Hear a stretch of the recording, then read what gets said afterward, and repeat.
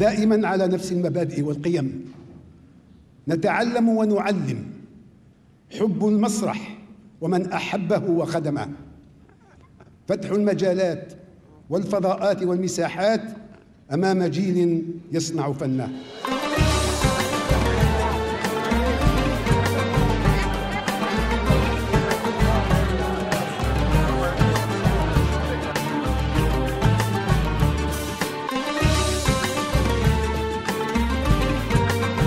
سيداتي نساتي سادتي، مساؤكم سعيدا، اهلا وسهلا بكم. نعود اليكم بعد هذا التعب.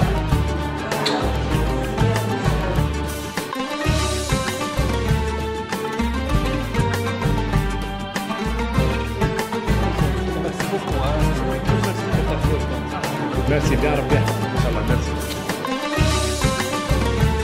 يعطيكم الصحة. سيرتو انتم على التلفزيون. خلاص.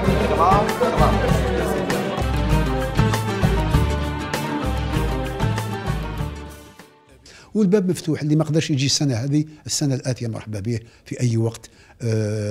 يجي يعطينا من معارفه، من معرفته، لان المعرفه والتجربه يمدها مجانا.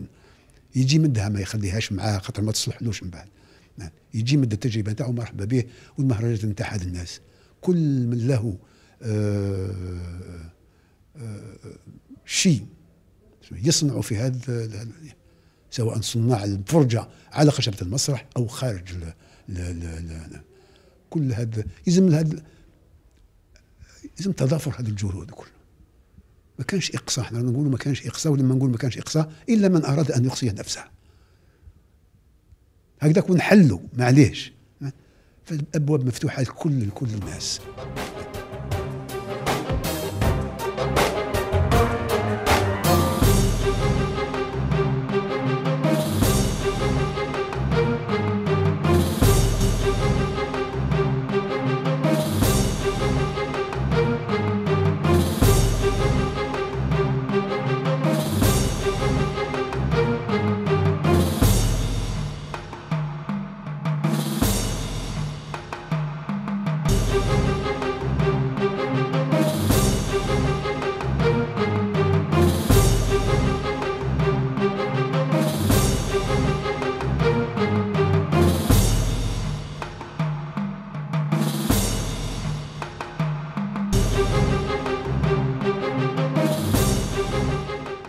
الخير عليكم مشاهدينا الكرام. اليوم راح يكون حفل افتتاح المهرجان الوطني للمسرح المحترف في طبعته السابعة.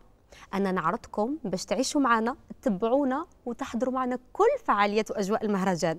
مرحبا بكم. إذن ظلام، موسيقى، إنارة.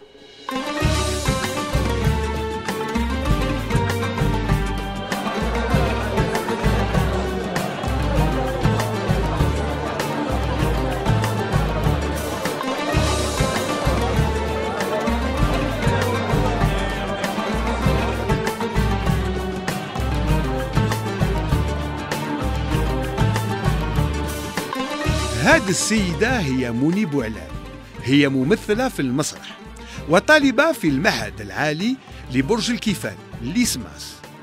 منى بوعلام في الدورة السابقة للمهرجان الوطني للمسرح المحترف تحصلت على جائزة أحسن تمثيل نسائي في مسرحية ليلة الليالي للمسرح الجهوي لقسنطينة، ولهذا السبب اختارها المخرج لتقديم هذا الحصة.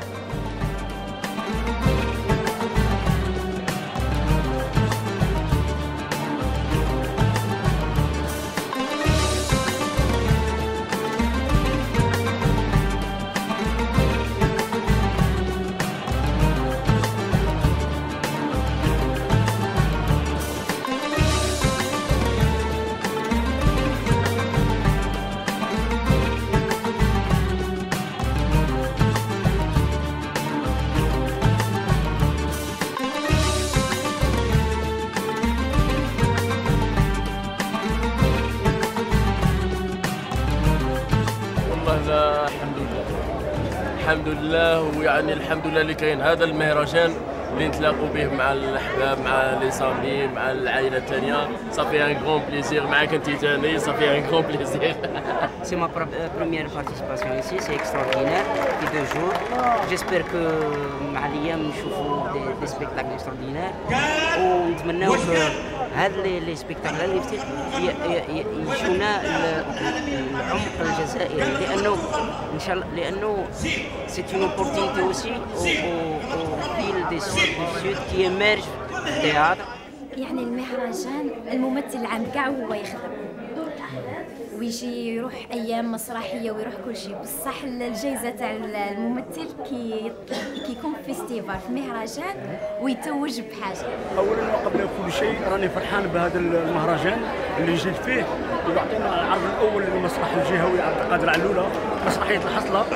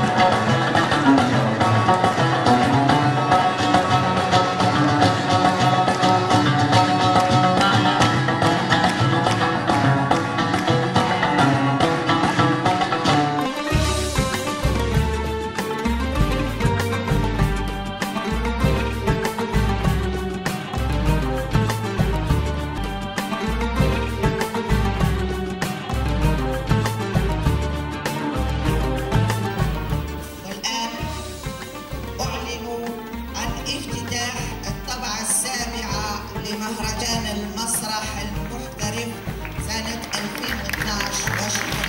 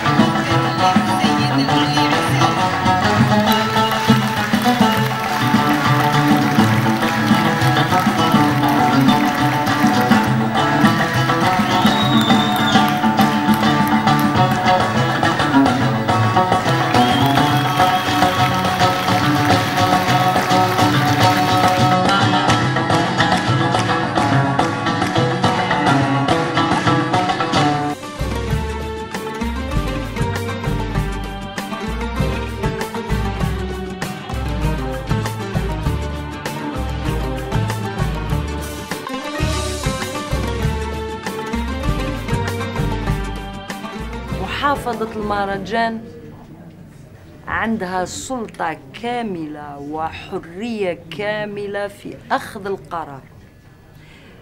ونزيد نقول لك حاجة، هذا انطلاق من قناعة، لأنه أنا عادة أقول ما أنا إلا وزيرة، أي وهذا ليس بتواضع